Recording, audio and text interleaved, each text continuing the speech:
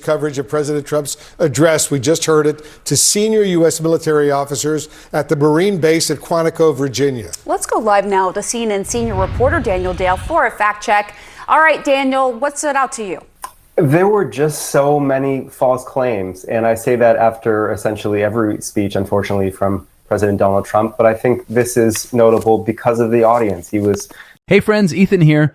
Let's dive into this because what we're looking at isn't simply another politician wrapping themselves in the flag when polling numbers start slipping. That's one of Washington's oldest traditions, thoroughly bipartisan, carefully staged, and almost as old as political photography itself. Politicians from every stripe have stood before military backdrops hoping to borrow some of the trust and respect Americans hold for the armed forces. Cynical? Maybe. Memorable? Rarely. But critics argue there's a meaningful difference between using the military as political scenery and actively eroding the institution itself. I go around bragging about that. I said, we have the strongest military anywhere in the world. I say it. You never heard Biden say that. Never heard him say anything. But you never heard him say, did you ever hear him say, we have the strongest military? He doesn't say that. I say it.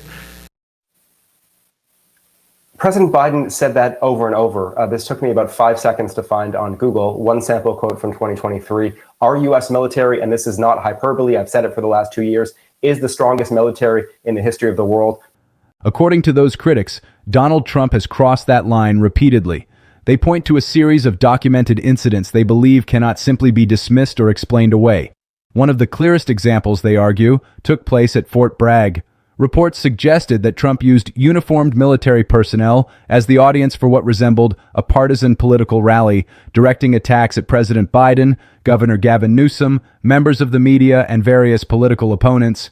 At the same time, MAGA merchandise was reportedly being sold on the base. Footage circulated showing uniformed service members reacting to political attacks while standing on a military installation. Space Force turned out to be a very important thing. I said from the beginning, you know, when Biden came into office, he wanted to terminate it. He said, and this thing called Space Force, so we could get rid of that. And he got hammered by the people in this room for even suggesting it, because it's very important. For critics, that moment represented more than poor optics. It signaled a troubling erosion of the military's nonpartisan identity. The armed forces exist to serve the Constitution and the nation as a whole, not any party, candidate, or ideology. Critics argue that when military personnel appear to participate in partisan displays, public trust begins to weaken. They believe Fort Bragg became symbolic of a larger concern, that institutions designed to remain above politics are increasingly being drawn into partisan conflict. That concern intensified following Trump's comments about NATO allies and the war in Afghanistan. There was no evidence that any of that happened. President Trump's own team has never been able to offer any corroboration. And I've spoken to independent experts on both the Republic of Congo, Democratic Republic of Congo, and Venezuela, who have said they have seen nothing to support any of that. President Trump again repeated this claim we've been hearing from him that Biden let in 25 million migrants. That's up from President Trump's former claim of 21 million. Even that was false. So the actual number is less than half of that. During an interview, Trump suggested that allied nations had remained somewhat distant from the front lines during the conflict. The reaction overseas was swift and emotional. Britain alone deployed more than 150,000 service members after the September 11th attacks, and 457 British troops lost their lives. Politicians across party lines condemned the remarks, describing them as appalling. Critics argued this wasn't ordinary diplomatic friction, but a failure to recognize the sacrifices of allies who fought and died alongside American troops. Supporters of Trump dispute broader conclusions drawn from these controversies. He has settled 7 wars. But even the examples that President Trump cited himself show that that claim is not true. For example, he mentioned the Democratic Republic of Congo and Rwanda. Well, the war involving those two countries has not actually been settled. Despite a peace agreement signed under President Trump, hostilities continue. We have good reporting from the ground. CNN was there last week showing that the fighting continues. And the peace agreement that was signed under Trump did not involve the rebel coalition. Some allegations, such as the losers and suckers reporting, have been denied by Trump and his allies. However, critics insist these incidents don't exist in isolation. They point instead to what they view as a recurring pattern: the dismissal of Allied sacrifice, the mocking of Senator John McCain's military service, the Fort Bragg controversy, and the use of military settings in politically charged moments. For veterans, military families, and allied governments, critics argue the concern isn't about one isolated comment. It's about a broader perception that military sacrifice is increasingly being treated as political theater rather than sacred obligation. The military's neutrality has long been considered essential to maintaining public confidence. Its allegiance belongs to the Constitution, not to political movements. Once that perception changes, critics warn, rebuilding trust becomes difficult. Even moments intended to unite Americans around military appreciation have become politically charged. During a Washington commander's salute to service ceremony, Trump appeared on the field and read aloud the names of Americans preparing to enlist. Yet, audible boos emerged from portions of the crowd. The reaction itself sparked controversy. Some argued that expressing disapproval during the recognition of future service members was inappropriate, while others insisted the criticism was directed solely at Trump. Regardless of interpretation, the incident highlighted how deeply politicized conversations surrounding the military have become.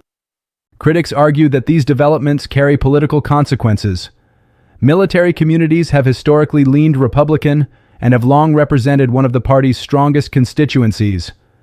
Active duty personnel, veterans, and military families form significant voting blocs in states such as Virginia, North Carolina, Texas, Georgia, Florida, and Washington. If controversies surrounding military institutions begin altering perceptions, even small shifts among these voters could influence closely contested elections. Supporters counter that no recent president has done more publicly to celebrate the military. They point to increased defense spending, military pay raises, and frequent appearances with service members as evidence of unwavering support. From their perspective, critics selectively emphasize controversial remarks while ignoring policies they believe strengthened America's armed forces. They argue that many accusations are politically motivated attempts to undermine Trump rather than fair assessments of his record. And that's what makes this debate so enduring.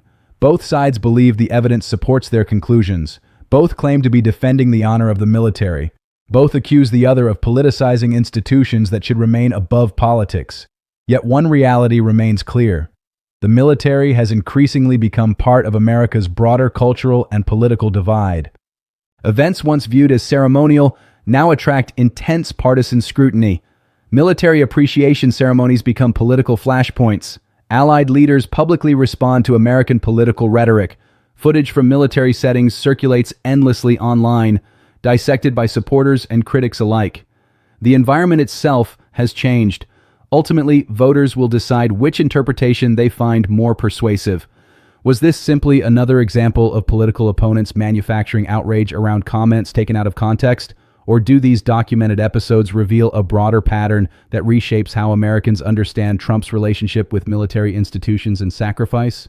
Because beneath the headlines and partisan arguments lies something much larger than one politician's reputation.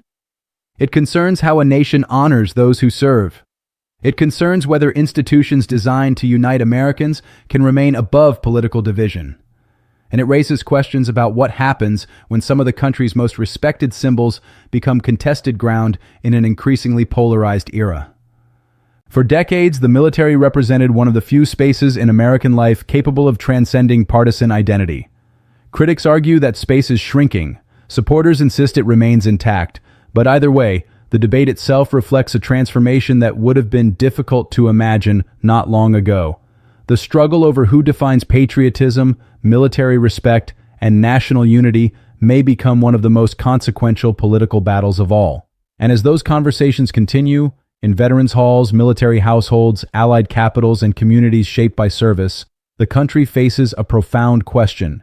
Can it preserve the values military service was always meant to represent while navigating an era increasingly defined by division? There's another dimension to this story that often gets overshadowed by the headline-grabbing controversies: perception. Politics isn't driven solely by facts on paper or official statements released from podiums. It's shaped by how people interpret patterns over time. In military communities especially, trust is built slowly and can be damaged quickly. For decades, Republican candidates benefited from a widespread assumption that they were the party most aligned with military values. Whether fair or not, that reputation translated into electoral advantages among veteran households, communities surrounding military installations, and families where service stretched across generations. Those advantages weren't built overnight. They emerged through years of messaging centered around patriotism, national defense, strength, and support for those who wear the uniform. In many military-heavy communities, voting Republican became almost instinctive. It reflected cultural identity just as much as policy preference. Critics argue that Trump complicated that equation, not because military communities suddenly became overwhelmingly hostile toward him, but because controversies involving the armed forces appeared with unusual frequency. One incident might be dismissed, 2 incidents might be explained away, 3 incidents may still be survivable, but critics argue that when the list continues to grow, the conversation inevitably changes. They point to John McCain, the losers and suckers reporting, Fort Bragg, the commander's ceremony, and the NATO remarks as examples. Each controversy arrived with its own context, explanations, and defenses. Trump's supporters dispute some allegations entirely and reject the conclusions critics draw from others. Yet opponents insist that, taken together, these moments create a narrative that becomes increasingly difficult to ignore. And narratives shape politics. Military families are not monolithic. Veterans don't vote as a single bloc, and active duty personnel represent a wide range of political beliefs and life experiences. What they often share, however, is a direct relationship with the costs of war. They understand what deployments demand. They know what reintegration after combat can look like. They've attended funerals, folded flags, and watched spouses shoulder months of uncertainty while loved ones served overseas. Because of that lived experience, discussions about military sacrifice frequently resonate differently within these communities. A phrase that sounds insignificant to outsiders can feel deeply personal to someone who lost a friend in Afghanistan. A partisan moment on a military installation may register as more than political theater to someone who spent years being taught that uniforms should never become campaign props. Critics believe that's why these controversies continue to resonate. They aren't simply arguments about etiquette. They're debates about values, about whether the military belongs equally to every American, whether sacrifice should remain above partisan conflict, and whether leaders entrusted with honoring service fully appreciate what that service requires. Supporters of Trump strongly reject the suggestion that he lacks respect for the military. They point to military pay increases during his administration, investments in defense capabilities, and repeated public praise directed towards service members and veterans. From their perspective, critics selectively highlight controversial remarks while ignoring policies they believe strengthen the armed forces. They argue that media organizations hostile to Trump consistently frame events in the worst possible light, transforming isolated incidents into evidence of broader character flaws. For them, the criticism says more about Trump's opponents than it does about Trump himself. And that's precisely what makes this debate so enduring. Both sides believe the evidence validates their position. Both see themselves as defending the honor of the military. Both accuse the other of politicizing institutions that should remain above politics. Yet despite those competing narratives, one reality remains undeniable. The military has increasingly become part of the broader cultural battlefield surrounding Trump's presidency and political movement. Events that once served primarily ceremonial purposes now attract partisan scrutiny. Military appreciation ceremonies become political flashpoints. Foreign allies publicly rebuke American leaders. Campaign footage from military settings circulates endlessly online, dissected frame by supporters and critics alike. The environment itself has changed. Perhaps that's the most important takeaway. This story isn't solely about Donald Trump. It's also about the transformation of American politics. It's about what happens when institutions traditionally viewed as unifying symbols become contested spaces. It's about the difficulty of preserving public trust during periods of extreme polarization. And it's about whether future leaders, Republican, Democrat, or otherwise, will be able to restore boundaries that many Americans once assumed were permanent. The answer remains uncertain. What isn't uncertain is the intensity of the debate. Veterans organizations continue speaking out. Military families continue voicing concerns and defending differing perspectives. Political candidates continue adjusting their messaging. Journalists continue revisiting documented incidents as new controversies emerge. And voters continue deciding which interpretation they find most credible. For some Americans, Trump's approach reflects unapologetic patriotism and a willingness to challenge political conventions. For others, it represents a dangerous erosion of traditions designed to protect the military's independence from partisan influence. Those competing views are unlikely to disappear anytime soon. As future campaigns unfold, the questions raised by Fort Bragg, the commander's ceremony, NATO, and the broader controversies surrounding military rhetoric will likely resurface again and again. Because these aren't merely debates about optics. They're debates about identity, duty, sacrifice, and who gets to claim the mantle of supporting the troops. They're debates about whether one of America's most trusted institutions can remain a source of national unity in an era increasingly defined by division. That conversation has already begun. The only question now is how much further it goes, and whether the country can navigate it without losing sight of the values military service was always meant to represent in the first place. At the heart of this debate is a question that extends far beyond a single election cycle. What happens when trust in national institutions begins to fracture along partisan lines? The military has long occupied a unique place in American society. Through wars, political transitions, and moments of national crisis, it remained one of the few institutions that consistently commanded broad public respect. Americans could disagree on taxes, healthcare, immigration, or foreign policy, yet still rally around the belief that the men and women serving in uniform represented something larger than politics. Critics worry that this shared understanding is beginning to erode. They argue that once military institutions become viewed primarily through partisan lenses, every appearance, ceremony, and public statement risks being interpreted as a political act rather than a national one. Trust, they note, is far easier to lose than to rebuild. The damage may not be obvious immediately, but over time it can reshape how citizens relate to institutions they once considered above the political fray. Retired military leaders have occasionally voiced concerns about preserving those boundaries. Many spent decades reinforcing the principle that the armed forces answer to civilian leadership while remaining institutionally nonpartisan. For them, maintaining public confidence isn't merely a matter of tradition, it's essential to the functioning of a democratic society. Citizens must believe that the military serves the Constitution and the country, regardless of which party holds power. International allies observe these developments closely as well. Partnerships forged in conflicts like Iraq and Afghanistan were built not only on strategic interests, but on shared sacrifice.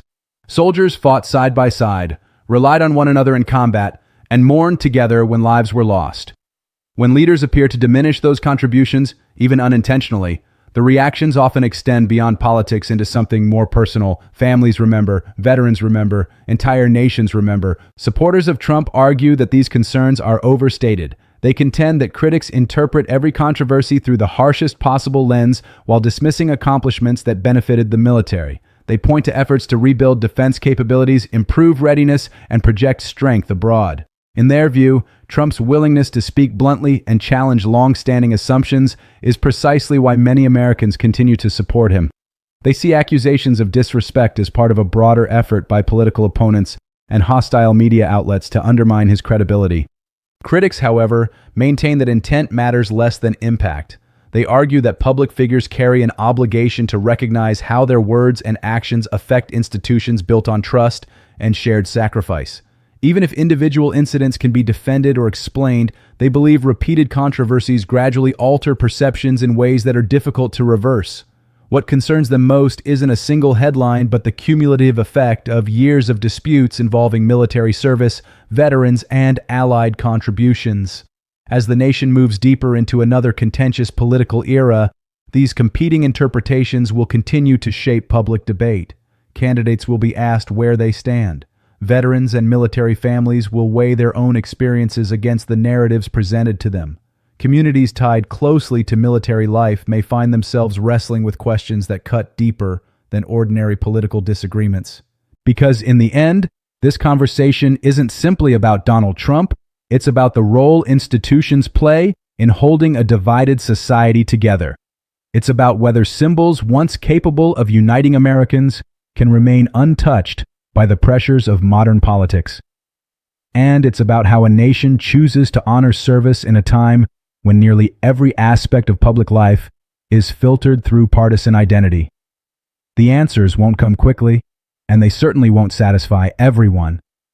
But the questions themselves have become unavoidable. How should patriotism be defined? What responsibilities do leaders have when speaking about sacrifice? Can Americans preserve trust in institutions designed to belong to everyone, even as political divisions deepen? Those questions will outlast any single presidency. They will persist through future campaigns, future administrations, and future generations. And how the country chooses to answer them may say as much about the future of American democracy as it does about the political figures currently dominating the headlines.